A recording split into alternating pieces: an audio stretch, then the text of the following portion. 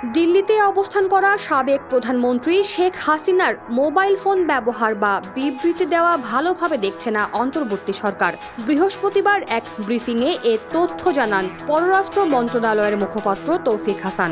তিনি বলেন, সাবেক প্রধানমন্ত্রী ভারত থেকে মোবাইল ফোন ব্যবহার বা বিবৃতি দিচ্ছেন তা ভালোভাবে দেখছে না ঢাকা। এটি দিল্লিকে বারবার জানানো হয়েছে। এখন পর্যন্ত দিল্লি থেকে আনুষ্ঠানিকভাবে কিছুই জানানো হয়নি। তৌফিক হাসান বলেন, শেখ হাসিনা ভারতীয় গণমাধ্যমে যেভাবে বক্তব্য বিবৃতি দিচ্ছেন তা পছন্দ করছে না অন্তর্বর্তী সরকার। ভারতকে অনুরোধ করা হয়েছে শেখ হাসিনা যেন ভারতে বসে বক্তৃতা বিবৃতি দিতে না পারে। ভারতীয় রাষ্ট্রদূত জানিয়েছিলেন বিষয়টি তারা দেখবেন। বিগত আওয়ামী লীগ সরকারের কতজন ভারতে অবস্থান করছেন সে সংখ্যা এখনও পররাষ্ট্র মন্ত্রণালয় জানে না বলেও জানান তিনি।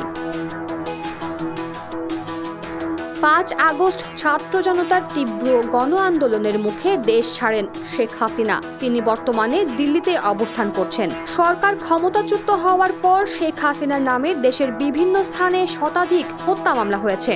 আন্তর্জাতিক অপরাধ ট্রাইব্যুনালেও তার বিরুদ্ধে অনেকগুলো হত্যা ও গুমের অভিযোগ এসেছে।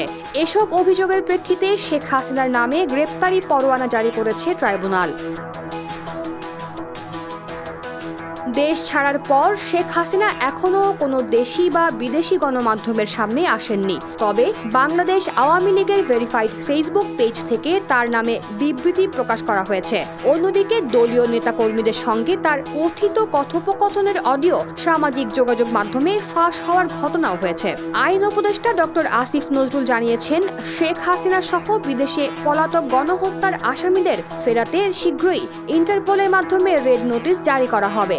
এরই মধ্যে রেড নোটিশ জারির বিষয়ে পদক্ষেপ নিতে আইজিপি মইনুল ইসলামকে চিঠি পাঠিয়েছে আন্তর্জাতিক অপরাধ ট্রাইব্যুনালের চিফ প্রসিকিউটর মোহাম্মদ তাজুল ইসলাম।